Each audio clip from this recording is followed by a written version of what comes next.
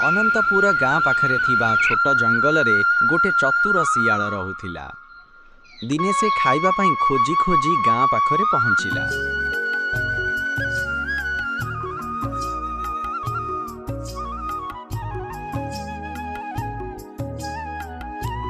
खाद्य खोजिबा बेले शियालटी गोटे गभीर कूओ देखिला। आउ से कूओ पाखकू गला। कूओ भितरे पानी थिला ओ शियाल भाबिला, दिनटा जाक किछि भी खाइबाकू मिलिला नाही, जाउछि एही पानी पी मन शांति करे। से धीरे धीरे कूओ भीतर को डेई पड़िला ओ पानी पीबाकू लागिला। पानी पी सारिबा परे से बहुत खुशी हैला, किंतु जेतेबेले बाहरिबाकू चेष्टा कला देखिला जे से बाहरी पारु नाही, कारण कूओटी अधिक गभीर थिला।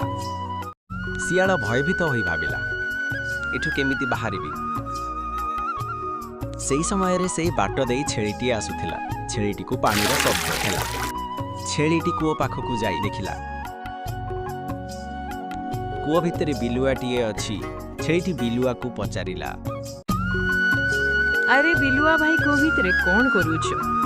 शियालटी चालाक करी कहला, अरे छेली भूणी, मु ए कूओ भितरे पानी पी आनंद नउछि, तमे भी भीतर को आसी आनंद। छेलीटी शियालर कथा को विश्वास करी कूओ भीतर को डेई पड़िला। दुहे सांग होई मन भरी पानी पीले। शियाल कहिला, सुनो छेई भौणी, आमे दुई जण तो कूओ भितरे, एबे बाहर को जिबा कि परी। गोटे काम कर, तम ऊपर चढ़ी मु बाहर को चली जाउछि, तापरे तुमको बाहर को नेबी।